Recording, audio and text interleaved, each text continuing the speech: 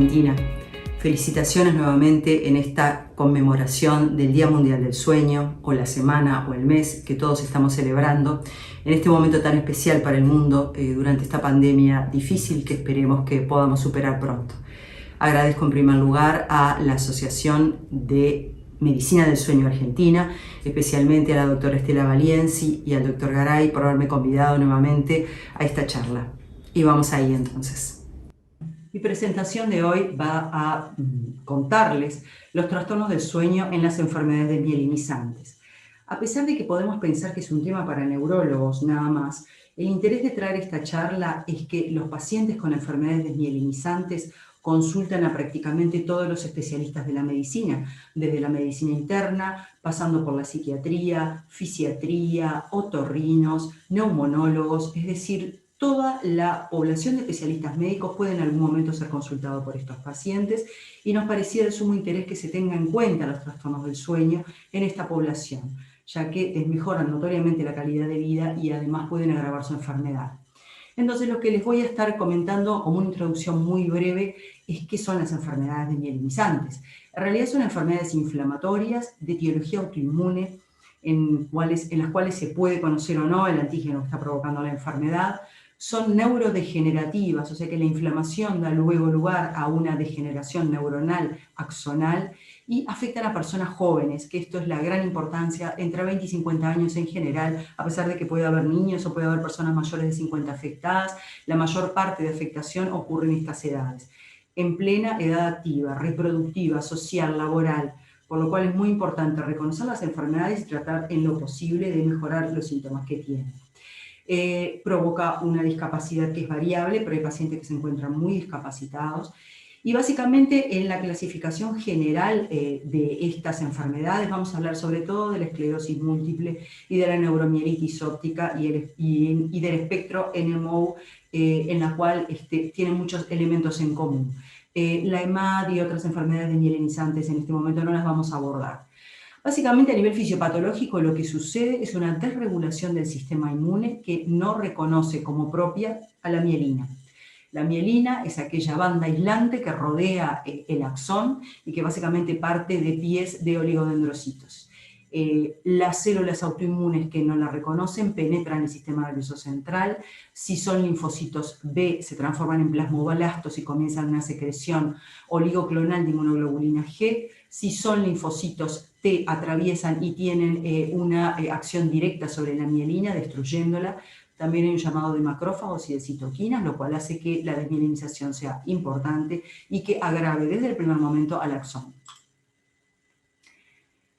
¿Qué pasa? ¿Cuál es el grave daño de esto? Que la conducción que se realiza con la mielina entera y en el axón normal, pasando por los nodos de Ranvier, es una conducción rápida que nos permite una gran eficacia para movimientos y para todo lo que queramos hacer con nuestro organismo.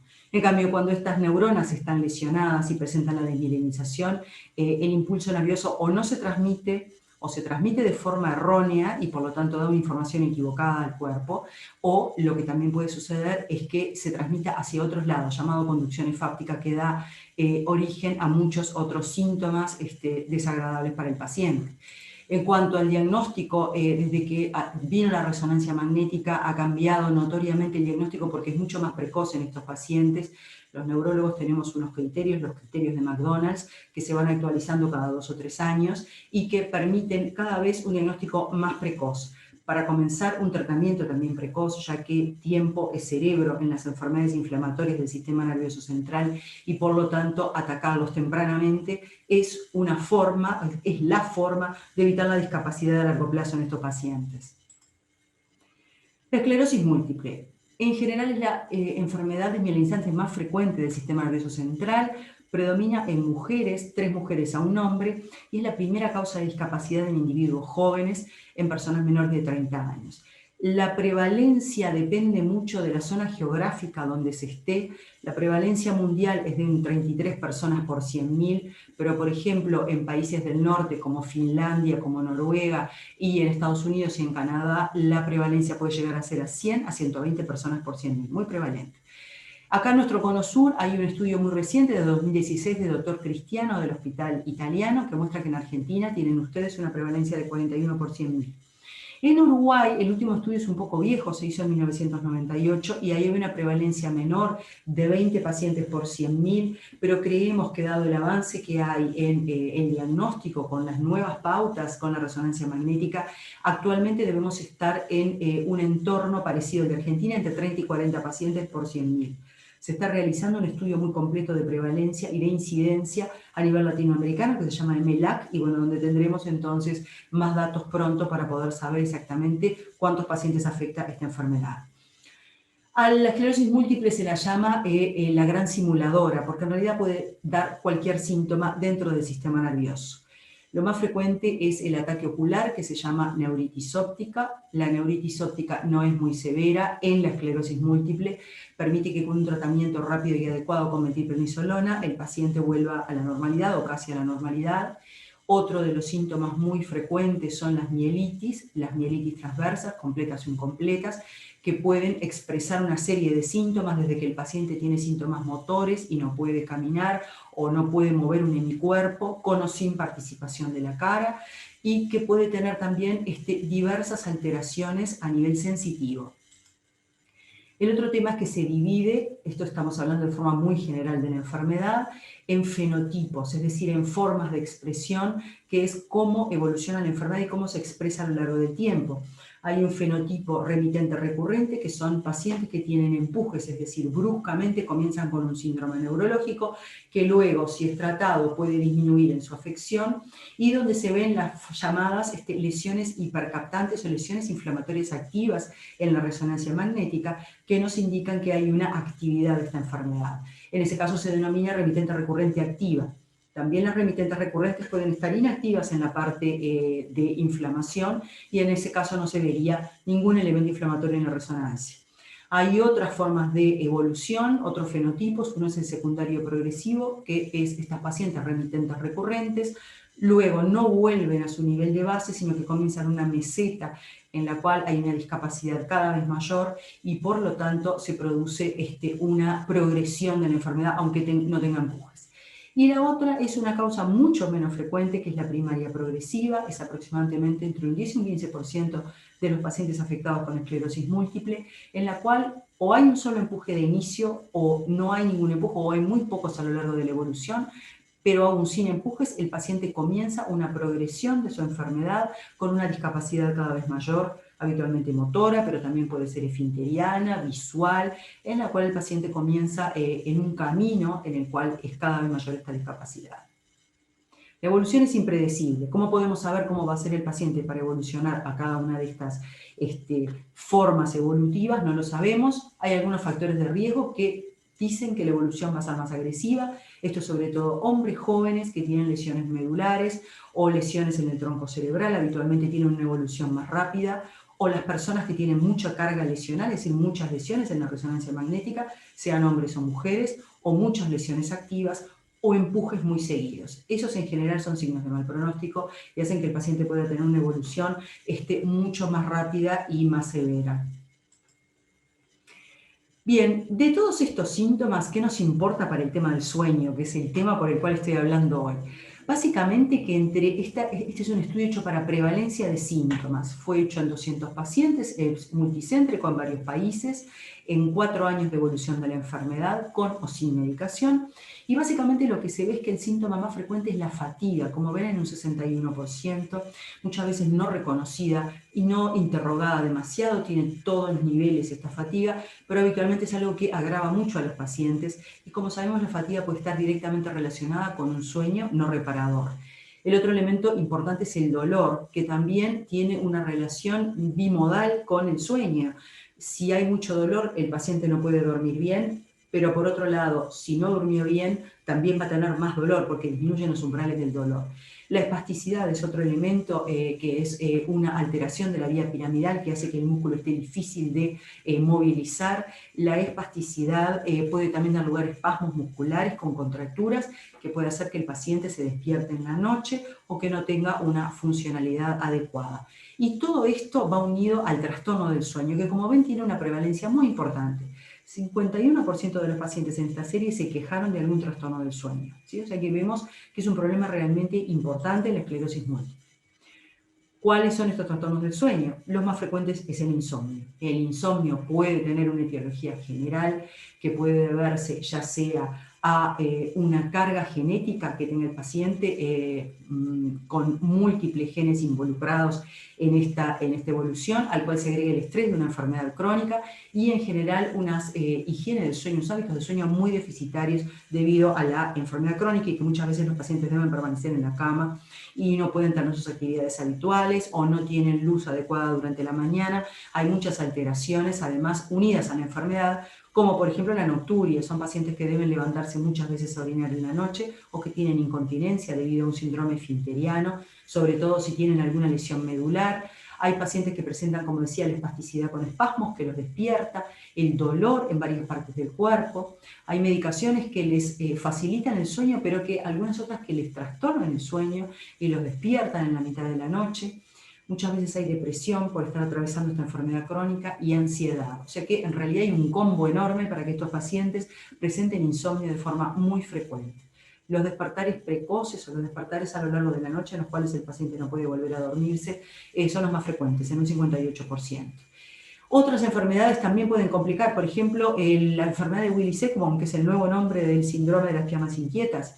Este síndrome puede impedir el inicio del sueño. Es muy frecuente en todos los pacientes que tienen daño medular, ya sea por esclerosis múltiple o no, pero los daños medulares generan muy frecuentemente síndrome de las piamas inquietas, que también contribuye a dar fatiga si se acompaña de movimientos periódicos nocturnos. Puede generar fatiga y puede generar somnolencia diurna excesiva. Otra de las patologías es el síndrome de apneas del sueño. Pueden ser obstructivas o centrales. Y en esto hay varias bibliotecas. Hay algunos estudios que han mostrado que no es superior la cantidad de apneas del sueño que en una población general, pero otros estudios sí muestran que hay apneas del sueño, sobre todo si hay placas desmielinizantes que estén localizadas a nivel vulvar, donde están los centros de sueño, o también que se vea agravado por el uso de benzodiazepinas. Tal vez es un paciente que ya tenía un peso aumentado o que aumenta de peso debido a la inmovilidad y se le agrega benzodiazepina, ya sea por la espasticidad, por la ansiedad, a veces para dormir. Entonces, en todo este combo también se pueden presentar apneas obstructivas y centrales del sueño. Y un elemento interesante es la narcolepsia secundaria, que en general se acompaña de excesos de sueño y a veces de una somnolencia constante durante el día. Esta narcolepsia se provoca por placas desmielinizantes que pueden tener una topografía hipotalámica y que pueden entonces estar provocando este síntoma, este síndrome. Otros trastornos del sueño. Puede haber trastornos del ritmo circadiano por varios motivos. En primer lugar, lo más frecuente es por higiene deficitaria del sueño, pacientes que no tienen horarios fijos para acostarse, que están todo el tiempo con elementos electrónicos, ya sea con la televisión, con el celular, con iPad, debido a que no tienen otra forma de distraerse, están muy deprimidos y esto hace que retarden su horario de dormir, presentando un retardo de fase.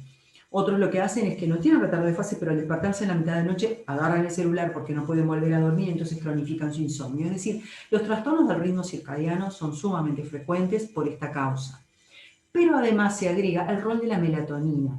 Hay unos estudios muy interesantes que muestran el rol de la melatonina, que vamos a mostrar después también, sobre las lesiones medulares, debido a las características propias que tiene el bucle, la vía de estimulación a partir del núcleo supraquiasmático de la glándula pineal para lograr esta estimulación y que se libere melatonina. Hay estudios experimentales que se han hecho en animales, en las encefalitis autoinmunes que se provocan experimentalmente, en los cuales se mejoran con melatonina. También sabemos que la melatonina cumple un rol inmunológico en la diferenciación de linfocitos T y también que es antioxidante y neuroprotectora. De hecho, hemos recibido muchas charlas de un brillante expositor de medicina del sueño de Argentina, el doctor Cardinali, hablando de las dosis de melatonina durante el COVID.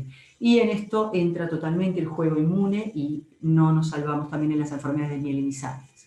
Lo vamos a hablar un poquito ahora después. Las parasomnias también son frecuentes, los trastornos de conducta en REM, si se llega a tener alguna alteración en el tronco, y las pesadillas, ya sea por medicamentos que toma el paciente o por la depresión asociada o porque el paciente ya sufría de estas parasomnias. Es frecuente también otro de estos síntomas que se presente en esta enfermedad.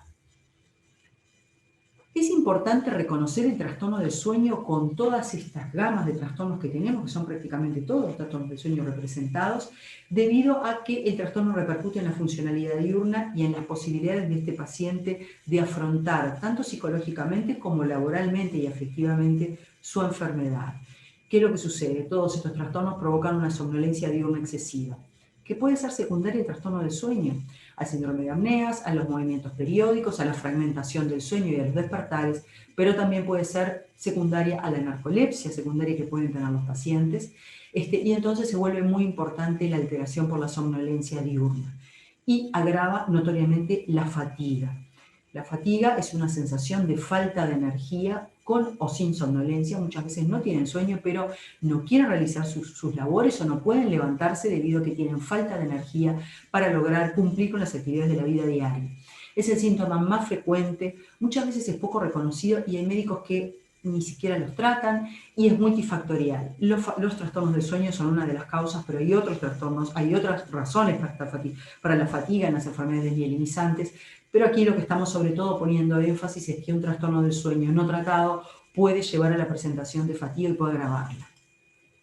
Bien, recordamos también un poco en la fisiopatología y en la anatomía de los centros estimulantes de la vigilia que se están manejando en red, donde están todos los neurotransmisores involucrados y en donde hay una placa. Fíjense la separación entre los centros, que parecen muy juntos, pero en realidad es una distancia bastante grande dentro del sistema nervioso central, y lo que se ve entonces es que una placa desmielinizante que puede abarcar este sector, o puede abarcar parte de la protuberancia, o puede abarcar parte del tronco, de los pedúnculos cerebrales, en fin, estos lugares pueden estar afectados hasta en los centros de la vigilia y provocar, por lo tanto, también somnolencia o alteraciones en la vigilia diurna.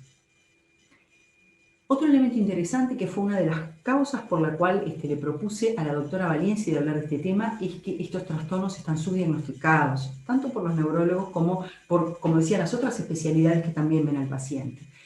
Este es un estudio que se hizo en base a una encuesta en California del Norte. Fue una encuesta que se envió por correo a una gran cantidad de personas y luego se seleccionaron 2.375, en las cuales se hizo el estudio. Se enviaban cuestionarios, los cuestionarios clásicos para evaluar el insomnio, el síndrome de apneas y la enfermedad de Willis-Ekman, y con esto se veía qué prevalencia tenía de acuerdo a lo que el paciente relataba de sus síntomas con estas enfermedades, y además se les preguntaba si habían consultado a un médico y si habían recibido algún tipo de solución para este trastorno.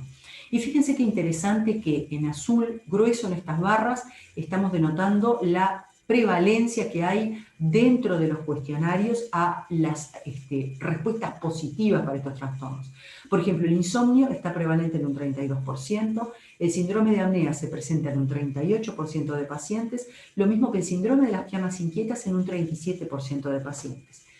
Pero fíjense que los pacientes que consultaron y recibieron algún tipo de tratamiento de consejo para estas enfermedades llegan a un máximo de 12%, o sea que solamente un tercio, con suerte, porque el SAOS fue solamente un 4%, recibieron algún tipo de diagnóstico o de encare terapéutico específicamente para el trastorno del sueño.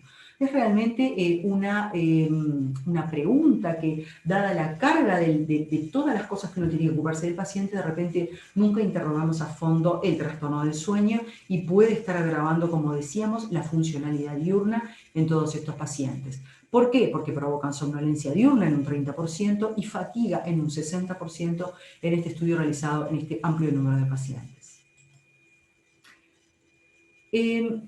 Mi actividad principal siempre fue la medicina del sueño. Hace más de 20 años que trabajo en esto, pero desde hace aproximadamente 10 años he entrado también en el mundo de las enfermedades desmielinizantes, cuando me uní a la sección de enfermedades desmielinizantes del Hospital de Clínicas de Uruguay, de Montevideo, y cuando llegué en el primer año en que empecé a trabajar con este grupo muy interesante, les pregunté si se interrogaba sobre el trastorno del sueño, o por lo menos cuando los veíamos, si se interrogaba.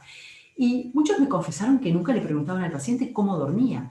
Sí sabían de que había sueño de día, sí sabían de que había fatiga, pero específicamente interrogarle cómo duerme, simplemente una breve pregunta, no se realizaba. Entonces en el 2013 hicimos con un grupo de 30 pacientes y de controles este trabajo de investigación con el grupo de CEDIN, que luego fue presentado al Congreso de Neurología de ese año, y básicamente les hago un resumen de lo que encontramos. Se interrogó con el cuestionario de Pittsburgh a estos pacientes y a los controles. Las personas sanas están en amarillo, las esclerosis múltiple están en verde, y le llamo la atención sobre todo sobre el índice general, que es casi más de la mitad, el doble de trastornos del sueño que en las pacientes sanos tienen los pacientes con esclerosis múltiple, en donde se destaca sobre todo la presencia significativa de una latencia de sueño muy aumentada, de una toma importante de hipnóticos y de una gran disfunción diurna, que fueron los más significativos. Otra cosa interesante es que había una gran toma de hipnóticos y pensamos que la calidad del sueño, que en definitiva no parecía ser muy diferente, se debía tal vez a que estos pacientes tomaban una gran cantidad de medicación hipnótica o con otro motivo, pero que les producía sueño. Y dentro de las perturbaciones de sueño propias en estos pacientes, lo que se destacaba era sobre todo, como ya dijimos, la latencia aumentada, los despertares repetidos en la noche y la nocturia, además del dolor. Estos eran los síntomas que significativamente relataban los pacientes en una cohorte entonces de 30 pacientes en nuestro país en el Instituto de Enfermedades Minimizantes. En suma, hay una gran frecuencia de trastornos del sueño en esclerosis múltiple y deben ser sobre todo interrogadas. El encare terapéutico contribuye a mejorar sobre todo la calidad de vida y la somnolencia diurna de estos pacientes, así que es importante estar preguntando todos nosotros, no solamente los neurólogos, sino los demás médicos que también se tratan estos pacientes, sobre la presencia de trastornos del sueño. Bien, y ahora vamos a seguir con la neuromielitis óptica.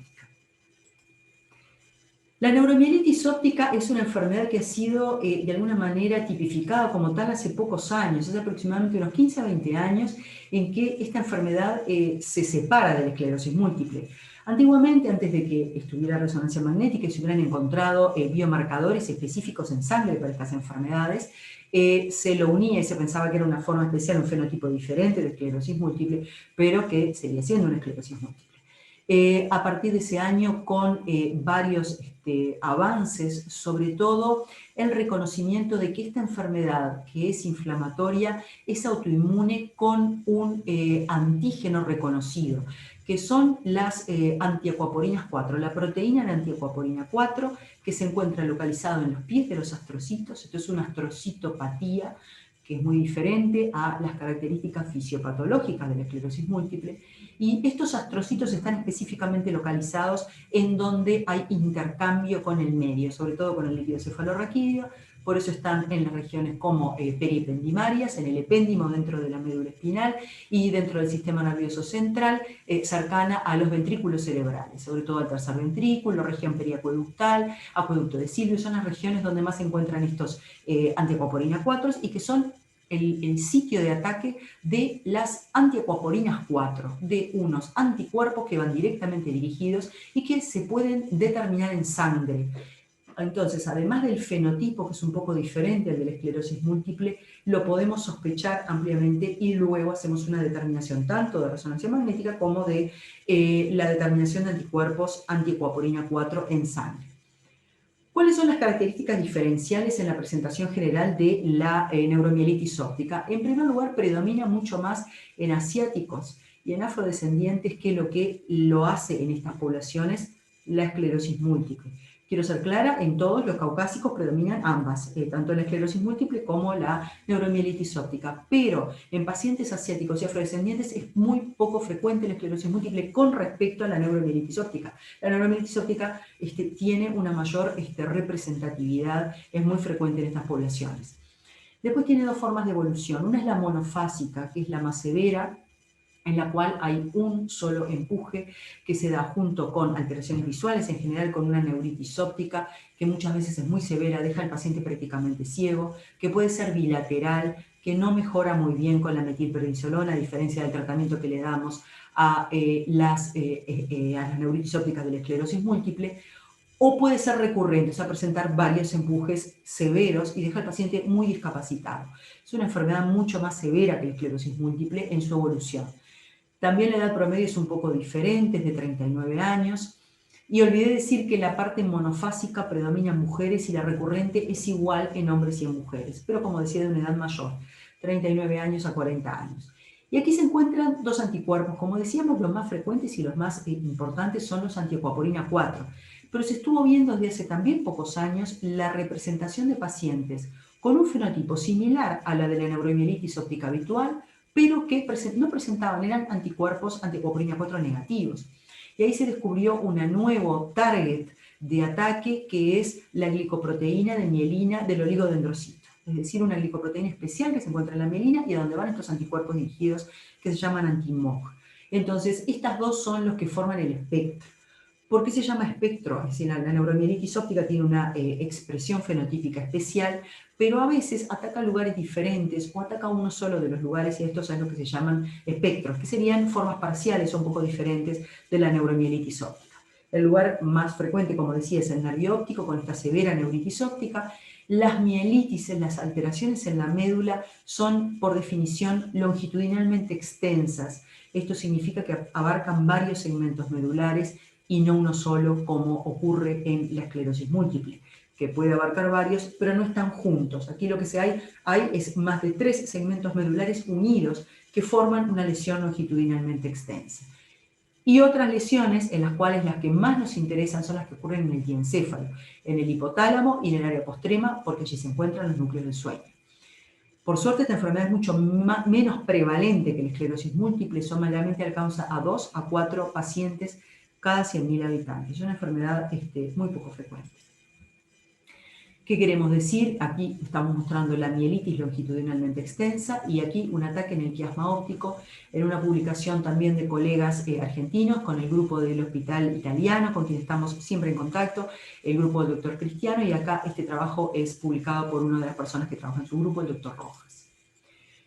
Bien, ¿por qué nos preocupa esto y por qué lo traigo a esta charla? Básicamente porque las topografías cerebrales que está afectando la neuromielitis óptica son selectivas en lugares donde se encuentran estos núcleos, como decíamos, muy importantes para la organización del sueño. Básicamente aquí les estamos mostrando todo lo que es el área periacueductal alrededor del tercer ventrículo, en donde el hipotálamo y el diencéfalo se encuentran afectados, y aquí en lo que es el piso del cuarto ventrículo, en el área postrema, que es un lugar que en general está el centro del vómito y también centros dedicados a la estabilidad física, por lo cual la lesión en estos lugares da vómitos hipoincoercible y muchas veces no es posible tratar. Durante mucho tiempo la persona pasa vomitando o con un hipo que no puede controlar. Y se ha visto que también están agregados bostezos, que es por eso que traigo esto, porque me pareció interesante. Básicamente les quería recordar lo de la melatonina. Estos pacientes, como vemos, presentan estas lesiones longitudinalmente extensas que ocupan sobre todo la región cervical. Y fíjense lo que pasa con la secreción de melatonina, cómo se realiza. Una vez que se recibe la luz, a partir de la luz se une a través del haz que une la retina con el núcleo supraquiasmático. De aquí informa la luz al núcleo supraquiasmático si está disminuyendo la luz y sería el momento de informar a la melatonina que se segregara. Pero en lugar de haber un rápido haz que uniera ambos núcleos, lo que hay es un haz muy complejo que desciende a lo largo del neuroeje y que va hacia la médula cervical, hace una sinapsis a nivel del ganglio cervical superior y luego recién sube hacia la pineal. O sea que el haz, la vía que conecta el núcleo supraquiasmático con la pineal, en realidad atraviesa la médula cervical en sus primeros segmentos. ¿Qué significa esto? Que un paciente con una lesión medular puede tener una alteración de la secreción de melatonina porque la melatonina no está recibiendo el impulso más importante que se recibe desde el núcleo supraquiasmático. Aunque reciba otros impulsos venidos de otras locaciones, siempre la estimulación a partir de la luz que disminuye a través del núcleo supraquiasmático es la más importante para la secreción de melatonina. Y fíjense qué puede suceder en estos pacientes lesionados medulares en la médula alta. Puede haber una disminución de la secreción de melatonina por este motivo anatómico. ¿Qué trastornos del sueño vemos en la neuromielitis óptica? El insomnio. Obviamente es el más frecuente en todas las enfermedades crónicas, hay un sueño fragmentado, hay un síndrome finteriano por la nocturia, que hace que el paciente se levante, fragmente el sueño, por la espasticidad del dolor, un poco lo que habíamos dicho en la esclerosis múltiple. La alteración del ritmo circadiano puede ocurrir sobre todo por estas lesiones medulares longitudinalmente extensas, que son más severas a veces que en esclerosis múltiple. La narcolepsia secundaria, debido a que, como vieron, esto puede afectar con desmielinización directamente al hipotálamo, entonces puede haber muy frecuentemente narcolepsia secundaria. Trastornos del movimiento durante el sueño no lesionados medulares, como dijimos, son más frecuentes y pueden también ocasionar fragmentación del sueño y disminución de la calidad y de la sensación de reparación que provoca el sueño al día siguiente. Y todo esto nos lleva a una somnolencia de una excesiva como consecuencia. Y también quería destacar lo de las apneas centrales del sueño, para los cuales quería mostrarles este caso que me pareció muy interesante. Este es un caso pediátrico, es una niña de 15 años que comenzó con tos y un trastorno respiratorio importante que obligó a su ingreso a una unidad de cuidados intensivos, en donde hubo que ponerle ventilación asistida.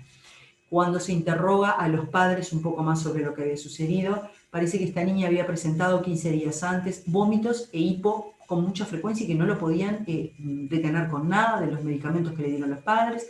Habían consultado en emergencia, no se le dio mucha importancia, la niña volvió pero seguía con este síndrome y cuando disminuyó arranca con el tema respiratorio.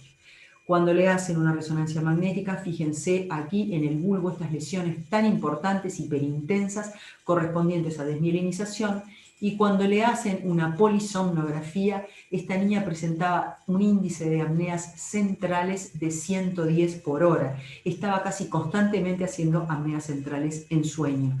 Este es un diagrama que muestra el artículo en cuestión, en el cual se muestra el primer estudio de sueño. Y aquí abajo se muestra 3 años después, la niña obviamente se fue con un BiPAP y normalizaba su sueño con el BiPAP, pero durante el tiempo en que no usaba esta ventilación asistida, volvían a presentarse las apneas, los ronquidos y una desaturación importante.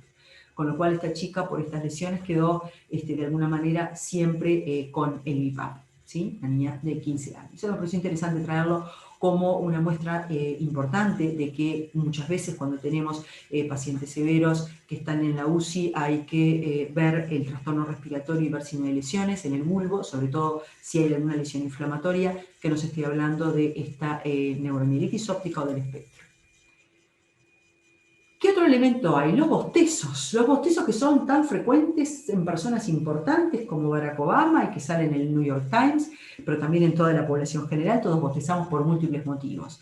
Pero hay síndromes destacables en la neuromielitis óptica en la cual puede presentarse de forma patológica una gran cantidad de bostezos que también son incoercibles, que se ha visto que se asocian muchas veces concomitantemente o después a la presencia del hipo intratable o de los vómitos intratables. O sea que también este es un elemento que se agrega a lo que llamamos el síndrome del área postrema. Desde el punto de vista polisomnográfico hay notoriamente una alteración de la macroarquitectura del sueño, como debido a los despertares repetidos, como en todos estos síndromes. Un aumento del porcentaje del sueño REM se ha visto en algunos estudios que se han realizado, las apneas de las cuales ya hablamos, y el aumento del número de movimientos periódicos durante la noche. O sea que hay múltiples alteraciones en las cuales la que más nos va a importar es obviamente el trastorno respiratorio del sueño para tratarlo precozmente.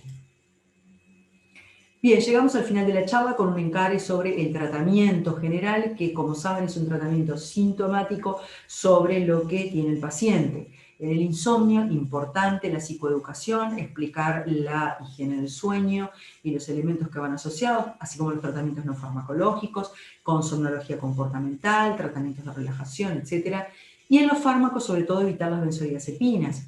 Y en aquellos que hay que dar antiespásticos, porque la espasticidad lo exige, tal vez no darlos tan cerca de la noche, para, si el paciente tiene apneas del sueño, obviamente para evitar la producción de apneas. El síndrome de apneas del sueño, tratamiento con ventilación no invasiva, CPAP y BiPAP, de acuerdo al caso. Los trastornos del ritmo circadiano, que además de todo lo que hablamos del tratamiento no farmacológico, el tratamiento farmacológico específico es la melatonina. Los movimientos periódicos, que como sabemos, además de asociar tratamientos no farmacológicos, masajes, estimulaciones en los miembros inferiores antes de dormir, también se tratan con agonistas dopaminérgicos o con los agonistas alfa-2 delta, la gabapentina. En Estados Unidos está la gabapentina enacarbil, que tiene una indicación específica, sobre todo para la enfermedad de Willis-Ekbom, que funciona muy bien. En nuestros países usamos gabapentina, por lo menos en Uruguay, y tiene una muy buena respuesta, sobre todo en aquellos pacientes que asocian dolor. Las parasomnias es el único, momento en que usamos las benzodiazepinas, que están indicadas, y la melatonina también en algunos casos.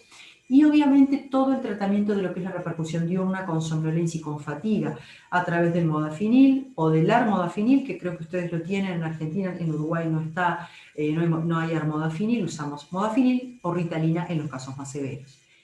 Y por supuesto tener en cuenta el tratamiento, ya sea con otros especialistas o nosotros mismos, si lo queremos encarar, de los síntomas que acompañan y que alteran el sueño debido a la enfermedad, específicamente el dolor, que es uno de los más frecuentes, la nocturia, que a veces se produce muchas veces en la noche o porque tienen incontinencia por rebosamiento, esto necesita un tratamiento especial. Los espasmos debidos a la espasticidad que impiden moverse adecuadamente en la cama o que tienen espasmos y los despiertan, y la depresión, que puede causar tanto alteraciones de insomnio, del inicio del sueño, como también despertares precoces. Así que es importante reconocerlos y tratarlos. Bien, les mando un fuerte saludo, un cariño muy grande desde Uruguay, desde la playa Pocitos en Montevideo. Les agradezco por la invitación y por escucharme. Y bueno, espero que pronto podamos encontrarnos personalmente. Hasta pronto.